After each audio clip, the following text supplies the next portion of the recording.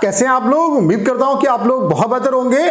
Finally IB security assistant 2025 का जो exam है, दोनों शिफ्ट का जो एग्जाम है वो आपका ओवर हो चुका है। तो ओवरऑल एग्जाम का लेवल क्या रहा, सेक्शन वाइज आपका लेवल क्या रहा, उसके अलावा आपका यहाँ पे जो है इजी शिफ्ट और हार्ड शिफ्ट कौन सी रही, ठीक है। उसके अलावा सेफ अटेम्प्ट आपके लिए क्या कुछ रह सकता है, एक्सपेक्टेड जो कट ऑफ है वो आपकी क्या कुछ जा सकती है, इन सब पॉइंट पे सिंगल वीडियो में हम लोग बात करने वाले हैं। ये वीडियो आप सभी के लिए बहुत ज़्यादा हेल्पफुल होने वाला है। तो चलिए स्टार्ट करते हैं।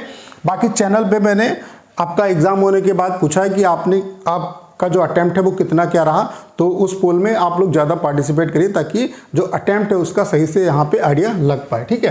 तो यहाँ पे ओवरऑल अगर हम एग्ज़ाम की बात करें तो यहाँ पे जो लोग कह रहे हैं कि एग्ज़ाम इजी है, ऐसा नहीं है। एग्ज़ाम का जो लेवल है वो ठीक ठाक आया। एग्ज़ाम आईबी मतलब इजी नहीं कराती। जब IBACIO का एग्ज़ाम हुआ था तभी स्टूडेंट कह रहे थे कि किसी के 70 किसी ने किया, किसी ने 80 किया, लेकिन जब आंसर किया है तो किसी के 50 मार्क्स आ रहे हैं, किसी के 45 मार्क्स आ रहे हैं, किसी के मतलब 50+ मार्क्स बहुत अच्छे स्टूडेंट कह रहे हैं। तो यहाँ पर भी जो पेपर है वो अच्छे लेवल का आया है। अभी जिनको यकीन नहीं हो रहा आंसर क्या आएगी तो चीज़ें आपको पता चल जाए। एक्चुअल जो एग्जाम का रिव्यू है सेक्शन वाइज वो आप देख सकते हैं। अगर हम मैथ्स की बात करें तो मैथ्स आपकी मॉडरेट टू हार्ड रही है, पेपर आपका लेंथी रहा है, ठीक है। यहाँ पे कहीं ना कहीं टाइम लगा स्टूडेंट को, पेपर उतना आसान नहीं था। अगर आपने ऊपर से पढ़ा है तो यहाँ पे दिक्कत आपको हुई होगी, ठीक है। अभी एवरेज अटेम्प्ट कितना क्या रहा उस पर बात करेंगे। उसके अलावा रीजनिंग की बात करें तो रीजनिंग इजी टू मॉडरेट रही।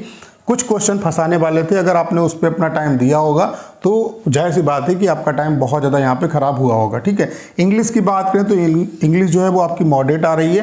कंप्रिहेंशन की वजह से थोड़ी बहुत यहाँ पे स्टूडेंट को प्रॉब्लम हो रही थी, ठीक है। उसके अलावा GA की बात करें तो मॉडरेट टू हार्ड रही है। जो करंट अफेयर्स है, इवन यहाँ पे 2025 का लेटेस्ट सितंबर तक का करंट अफेयर्स जो है वो इन्होंने पूछ दिया, ठीक है। मतलब कुछ शिफ्ट में स्टूडेंट का कहना है। उसके अलावा GK GS की बात करें तो मॉडरेट रही है। ओवरऑल अगर हम बात करें एग्जाम की तो ओवरऑल जो एग्जाम है वो आपका मॉडरेट रहा है। जो कह रहा है कि इजी पेपर आया तो ऐसा कुछ भी नहीं है। अभी जब आंसर की आएगी तो चीज़ें आपको अच्छे तरीके से क्लियर हो जाएंगी, ठीक है। उसके अलावा यहाँ पे अगर हम इजी शिफ्ट और हार्ड शिफ्ट की बात करें, देखो ये स्टूडेंट ने रिव्यू दिया है, उसके बेस पे मैं आपको बता रहा हूँ। अभी आंसर की के बाद एक्चुअल चीज़ें पता चलेंगी। उसके अलावा अभी जब एग्जाम होता है तो हर एक बच्चे को अपनी शिफ्ट टफ लगती है, ठीक है। तो स्टूडेंट ने जो रिव्यू दिया है उसके बेस पे मैं आपको बता रहा हूँ। बाकी ओवरऑल जो एग्जाम है वो मॉडरेट लेवल का रहा है। तो यहाँ पे हो सकता है अगर आपकी शिफ्ट नहीं लिखी है तो ऐसा नहीं कि आपकी शिफ्ट हार्ड नहीं थी, ठीक है।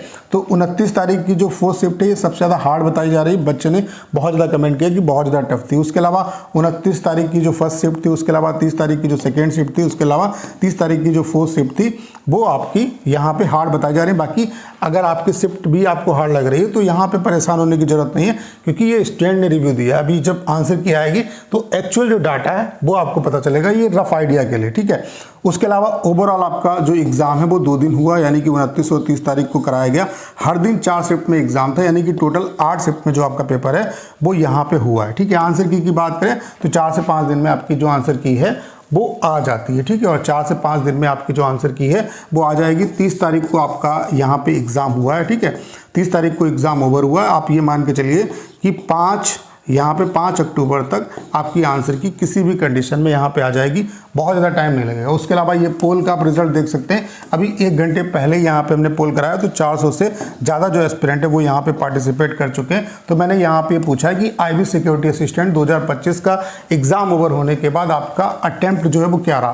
तो 40 से 50 के बीच में अटेम्प्ट करने वाले 11% है, 50 से 60 के बीच में अटेम्प्ट करने वाले 12% है, 60 से 70 अटेम्प्ट करने वाले 18% है, 70+ अटेम्प्ट करने वाले 59% है। उसके अलावा अटेम्प्ट से बहुत ज़्यादा फर्क नहीं पड़ता, आप कितनी एक्यूरेसी से पेपर को सॉल्व करते हो, आपके ओवरऑल कट पिट के मार्क्स कितने आते हैं, इस बात पे सारी चीज़ें डिपेंड करती हैं, ठीक है। तो ओवरऑल अगर आप देखोगे इसका जो मोटा मोटी आइडिया ये है कि 60 से 70 के बीच में आपका जो है वो एवरेज अटेम्प्ट रहा है। अगर इसका सम करोगे तो 77% डाटा होगा। बाकी ये सिर्फ 400 एस्पिरेंट का डाटा है, तो इसमें ज़्यादा आप पार्टिसिपेट भी करिए, ठीक है। उसके अलावा यहाँ पे अगर हम सेक्शन वाइज अटेम्प्ट की बात करें, एवरेज अटेम्प्ट की, तो मैथ्स 10 से 13 क्वेश्चन जो थे वो यहाँ पे एवरेज अटेम्प्ट रहा। उसके अलावा रीजनिंग की बात करें तो 12 से 14, इंग्लिश की बात करें तो 13 से 16, GK GS की बात करें तो 14 से 16, उसके अलावा करंट अफेयर्स की बात करें तो 11 से 13 आपका। उसके अलावा ओवरऑल अगर हम बात करें तो 60 से 72 आपका ये एवरेज अटेम्प्ट रहा है, ठीक है।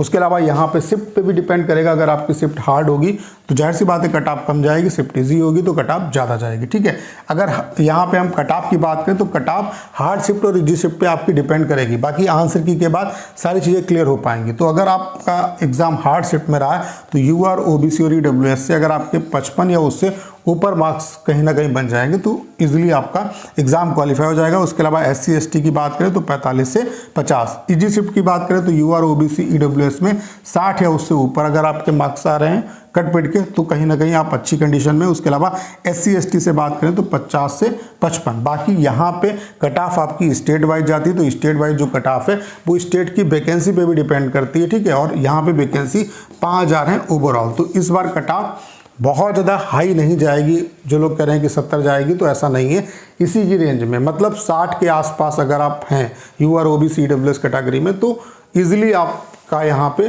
जो है वो सिलेक्शन की पॉसिबिलिटी रहेगी। उसके अलावा एससी एसटी में 50 या उससे ऊपर अगर मार्क्स हैं तो सिलेक्शन की पॉसिबिलिटी रहेगी। बाकी आंसर की आने के बाद यहाँ पे सही तरीके से सारी चीज़ों का डिटेल में हम लोग एनालिसिस करेंगे। ठीक है, तो उम्मीद करता हूँ सारी जानकारी आप बहुत अच्छे तरीके से समझ पाए होंगे। करना क्या, इस वीडियो को 10 शेयर करना है। उसके अलावा अगर आप चैनल पर नए और आपने अभी तक इसे सब्सक्राइब नहीं किया है तो प्लीज़ चैनल को सब्सक्राइब करना मत भूलिएगा।